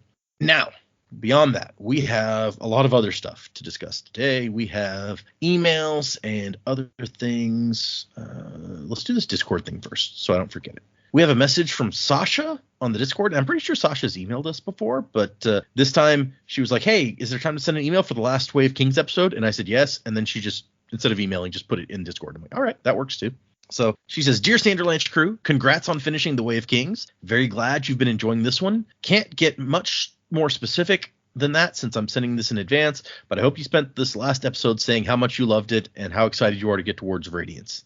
If you didn't, it's Shard Blades at Dawn, Goncho, and that's marked out. And of course, it only gets better on reread when you can spot all the crazy foreshadowing and connections, most of which admittedly is for later books, but there's a few that pay off in The Way of Kings. My favorite is the chapter title In the Top Room, being quoted a quote from the Wandersail story. I also noticed that Taravangian has a subtle one in chapter 29 where he offhandedly says he's unlikely to be forgiven, which, yeah, we did talk about that last time. Speaking of Taravangian being a secret bad guy and Dalinar realizing he's been listening to God's last voicemail into the void, what was your favorite part 5 twist? Crabs ahoy from Sasha. So of the many reveals and twisty things in part 5, what was your favorite bit? Probably I think the most shocking would be the Taravangian reveal, just because of how strongly we felt about that character and how completely that upended. I think that's probably the most shocking one. But if I'm going to be honest, I think the thing that happened in part 5 that was one most surprising but satisfying to me was Dalinar giving up his shard blade. That is a big one. Yep. Definitely. I don't see that coming, I think. No, it was just a brilliant moment that played off everything that had come before it in the book. And just it sums Dalinar's character up to a T. That's why we love him. Mm-hmm. I agree that the Taravangian reveal was probably the hardest hitting of them, because you're like, this guy's so sweet. Oh my god, no, he's not. So that kind of sucked. Oh god, I just had one on the tip of my tongue. What was it? Oh, reading the bit about when Yasna was explaining about the Voidbringers and that relationship to the Parshendi. Once that line, and I think Dak mentioned it earlier, once it started talking about the singing and it was like that penny drop moment, you're like, oh, I know what she's talking about. And before she'd reeled it, so I feel like that was quite satisfying to read. I liked those two, but there was lots of little bits and pieces that were fun to read here. All right. Yeah, no, makes sense to me. I mean, they've already said everything I was going to say. Okay. Let's do another. We got a couple more emails, then we got patrons and reviews, so make sure you got stuff ready for that, Joe. This one is from Tom, which he sent in a while ago to be read at the end of The Way of Kings. Hello, Sanderlanche crew. It's been a while since I've written, so here I am. This book is the first book where I've been disciplined enough to read along with you guys from week to week, and I've got to say, I don't know how you do it. I just finished reading the chapters for the next episode to air, and I can only imagine what it would be like to be forced to stop here when reading the book for the first time. For reference, we just read chapters 63 through 66 and ended where Adolin and Dalinar have to make peace about their last stand against the Parshendi. I have to say, The Way of Kings is my personal favorite Sanderlanche in the Cosmere. I've reread the book more times than others in the Stormlight Archive, and each reveal at the end of the book comes with its own chills. Sadeas' betrayal, Kaladin's decision to save Dalinar, Dalinar's confrontation with Sadeas, Shallan's reveal about her father, Shallan confronting Yasna, Ghostblood reveal. I bet the crew are going to react even more to this reveal now that we know Kelsier and his ties to the Ghostbloods. The Parshendi Voidbringer theory, Seth's true employer, all of these moments in just a few pages. Every reread surprises me with how much is packed in such a short time. I won't spoil other Stormlight books. They definitely have contention for some seriously packed Sanderlanches as well. The Way of Kings holds a special place for me personally. So while I bet it's been infuriating to not be able to continue on after each week's reading, please accept my appreciation as a listener. I'm grateful that we will be able to space out all these Sanderlanche elements in such a way that we can appreciate the import and weight of the reveals in their own dedicated space. I don't know if you guys are going to go straight into Words of Radiance or not, but I know you guys are in for a treat. The entire Stormlight Archive is quite a journey, and like any journey, it requires a bit of stamina. But hopefully, the way this first book wrapped has helped you guys understand why the series feels like a bit of a culmination of Sanderson's Cosmere works. Wuzzing to the time of next, Colo, Crabs Ahoy, from Tom. Thanks, Tom. I kind of agree that it's, in a way, it must be super frustrating to not be able to turn the page and know what happens next, but also everything kind of gets its own space to breathe a little bit in our discussions, which is also nice. Sure. Okay, let's go to the next one. Benny says, "Hey, Sanderlanche crew. Hopefully by the time you get this email, you'll have read the chapter where Kaladin finally says the words, which is very exciting. Not sure if Data will share this, but a fun detail that I don't think spoils anything is that you've been told how Kaladin would get his Stormlight back in chapter 59, and he talks about the epigraph that I read, above the final void I hang, the feast I must drink clings to their faces, that whole thing. We've addressed that multiple times now, so I won't go read the whole thing again, but Clinging to their faces. All of this to say that some of the blurbs you've been reading may be in reference to events that will transpire in the very story you're reading now. Just something to think about. Regardless, thank you very much for the amazing weekly discussion. It's great to feel like a part of a small book club. Hope you enjoy the upcoming Sanderlanche Crab at thee, from Benny." And then we have one more email. We'll just go ahead and... The final one is from Adam. It's entitled "Turn a Liability into an Advantage." He says, "There's another connection to Tien's death that Data didn't mention. Much like when he brings Lopen into Bridge 4, Kaladin remembers Varth's words when Shen joins Bridge 4. And there's a quote, 'The Parchment was dangerous, a distraction for the other men, a factor they couldn't depend on, a liability. Turn a liability into an advantage whenever you can. These words had been spoken by a man who cared only for his own skin.'" So that's the quote from when Shen joins. Yeah. Nah, it's true. I think this really drives home Kaladin's instinct to protect those who are outcast by society and seen as worthless or disposable. Congrats on finishing the book, from Adam. So yeah, I had forgotten that bit. So thanks, Adam. Good emails. I appreciate everyone who sends emails. If anyone would like to send us an email, the Sanderlanche, the Sanderlanche. The email address is thesanderlanche@gmail.com. You can also find us on Twitter, X, whatever, Instagram, Facebook, and on Patreon, which is where we're going to move to next. We have 2 new patrons on our Patreon, both SKA level backers. The first one is K, just the letter K. K. You steel runner, you. Nice. K it up. K is that's Tommy Lee Jones' character from Men in Black, right? It's true. Yep. Or So- Josh Brolin's character, depending on what film you're watching. Ah, fair enough, yeah. And then our other new member is Sam. Sam. You could only be a Gasper. Gasper, nice.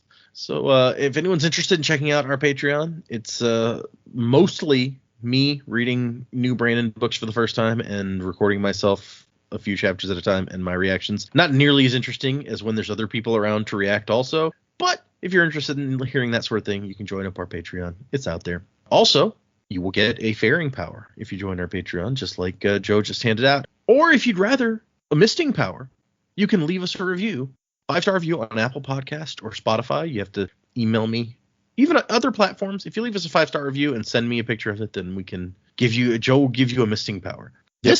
This particular review that we have this week comes from Australia, and this person's name is I Too Hate Moash. Okay. So really, I was like, did Dak leave this review? Dak, yeah, you can't leave your Yeah. own reviews, Dak. Yeah, if you wanted a misting power, all you had to do was ask, buddy. Just staying out of this one. There's a lot of dashes in this, and so as I'm reading it, just you can hear where the dashes go, okay? Or the hyphens would really be the correct term.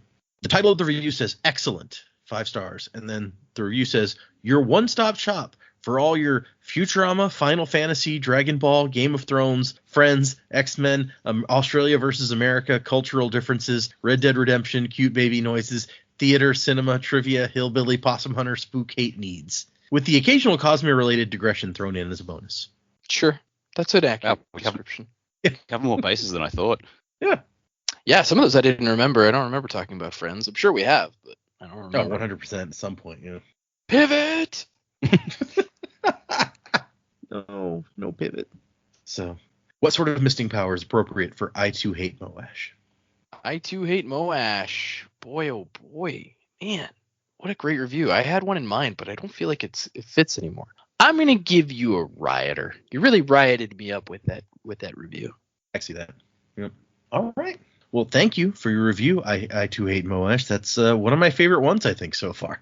For next time, as we talked about, we're going to read first the Threnodite System essay, and then move right into Shadows for Silence in the Forests of Hell. So if you're reading along, it's a big chunk of reading for next time, the essay and the short story, but it'll be fun. This is, I think, the last short story that's not like a Stormlight related one. So we've saved a good one for this point. I think you guys will, I suspect you guys will enjoy this one. The name is metal. You might also call the story kind of metal. So Awesome. I mean, that's not to say that the Sixth of the Dusk wasn't also pretty metal. Minute. Yeah, it was. That was. So, yeah, it was pretty sweet. If you're following along, read that stuff for next time. That is what we will be discussing. And I guess I should go ahead and make the announcement that after that, we will be proceeding directly into the next Stormlight book. Woo! I almost said The Way of Kings. Words of Radiance is the next one, I don't not read the book that we one already again. read. No. So Yeah. line that up next on your shelf, listeners, for where we're going after. This story will almost wrap up all of Arcanum Unbounded for us. One of the Stormlight novellas is an Arcanum Unbounded, so we'll still have that. But other than that, after this one, we'll have finished up the entire thing. Yep. All right. Well, now it's time for me to give this book a review number because I didn't. Yeah, Joe does that. Yeah, I do that. I like doing that. I think I talked about my issues with the book already this episode. It's really just a matter of pacing. This actually had the potential to be possibly my favorite book that we've read, except for the pacing. The pacing brought it down so much for me that I don't think I'm going to rank it quite as high. I think the book I've ranked the highest so far is Lost Metal. As far as full-length books go, I think I gave Six of the Dusk a 10 out of 10. So I think that's the highest thing I've ranked that we've read it overall. But as far as books go, full-length books go, I'm going to give this one an 8 out of 10. It had the potential to be close to a 10, but the pacing just really killed it for me. Could have been a contender. Yeah, it could have been a contender. No, I really love all the characters, except for Adeline. He sucks. But all the other characters are great. Even the ones you hate. It's like, oh, man, this is great. Elhokar, he's all right. Jam Addict Capsol, he's dead, but that's okay. Like, he was fun while he lasted. So, yeah, really, really enjoyed this book. I think if the pacing hadn't been so bad that I would have ranked it higher. Fair. All right. Anyone else want to give some final thoughts on the book now as we wrap it up? I mean, I liked it. I can see why people are so enthused about this book and this series. With what little I've heard about the series, like, this is like I call a good start to a great series. I've heard people say like the next books are even better, so I'm looking forward to that. I think it was a really good start. My negative thought on the book was mainly just like I feel like I think the pacing was okay. I think it was fine for what it was, but I do catch myself wondering, did we need most of Adelin's chapters? Like, there wasn't. It's probably just setting up for stuff that comes in future books, but I spent looking back on them, I'm just like, there's really nothing that we're getting out of this that we couldn't have got if Dalinar had been narrating it.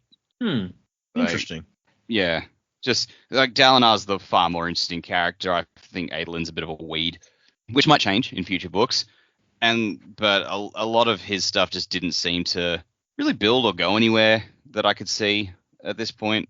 Like, there were a couple of his chapters that had some decent insights into his dad going mad, but we could have had that from the other side of the fence, from Dalinar's perspective. So, I don't know. Yeah, I hope we do more with Adelin in the future, but his stuff was probably just the weakest part of the book for me, because I just wasn't as interested in him, and he was in the same place as Dalinar, and his stuff was way more interesting. So, go figure. I think somebody may have emailed in about this before, because I feel like I've mentioned it on the show, but maybe I'm imagining it. Originally, when Brandon was writing this, Adolin didn't exist in like an early draft, and Dalinar, like the same conflict was there of Dalinar, like, is this in my head? Is it not? And the way that it was written, with all that being in Dalinar's point of view, he just seemed kind of wishy-washy, because at one point he'd be all in on believing the visions, and then at another point he'd be like, no, I'm crazy. Why would I? And so he seemed like an indecisive and not and for that reason not that interesting of a character. And how Brandon resolved that was to put a lot of that conflict into this Adolin character, where Adolin is giving the perspective of, no, I don't believe that. And Dalinar, while he's still conflicted, is mostly leaning the other way towards, yes, I believe in these visions. And that let him be more of a man of action and more of someone that you could be interested in than when he was like this wishy-washy, one chapter one way, one chapter the other way character. Yeah, okay. So, well, and that sort of makes me think, okay, if Adolin didn't exist in the book at all, that's one thing. That's very different to Adolin existing in the book, but just not having his perspective chapters. So, like, if Adolin is there to create that conflict, not that conflict, but to have that opposing perspective, would it have still worked if we didn't see inside his head and we saw everything from Dalinar's perspective? Yeah. So I don't know. Maybe this is the better way of making it work. I still just don't think it was perfect, but we'll see.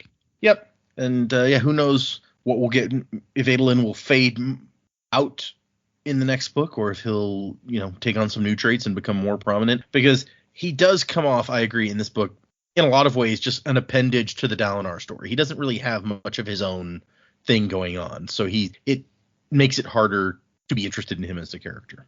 Yeah, but just willing to wait it out and see how characters change and grow. Like in the first Song of Ice and Fire book, I was one of many who hated Sansa Stark, but then in the books that followed, she became one of my favorite characters. So go figure. Since I only ever read the first two books, I'd never liked Sansa. Fair. But anyway, so that's it'll be interesting to see as we move into this. Is like somebody mentioned, a lot of people say that I think, like you said, this is a good start to a great series, and that the books get better. That's just what I've heard. Yeah, I think I feel I probably like books 2 and 3 for sure. I don't know which one of the 4 I would say is my favorite, but I don't think that the first one is my favorite. So I guess we can go with, I like it a lot, and I've reread it more than any of the other ones, partially because it was the first one. That makes sense, but probably not my favorite of the 4 that exist. Yeah. Any final thoughts, Jamie? Yeah, no, look, I really enjoyed the book. I actually think it's up there as one of my favorites that we've read so far. I like the level of detail. Like, yes, obviously it's a massive book, particularly in comparison to what we've already read, but so there's so much more that you're able to flesh out in there, and I feel like all around it was a more satisfying book. Brandon already took care of the character that I thought was particularly punchable, so I don't have any real hate for anyone that's left, and I'm quite looking forward to where it's going next. So if the books only seem to get better, then I'm excited to keep going. All right. Yeah. All right. Well, that wraps up The Way of Kings for us, y'all. So I'm just gonna throw out there that I haven't brought up this joke, but I keep forgetting to bring it up. When Cabsal died, he was cremated and his ashes were put in a jam jar. Boom, done. Okay. Yeah. On that note, remember, we're doing the Threnodite essay and Shadows for Silence on the next episode. Music by Miracle of Sound, and Wasing to the Time of Next. Colo, P.S. Fasher. Crabs ahoy. Go stop the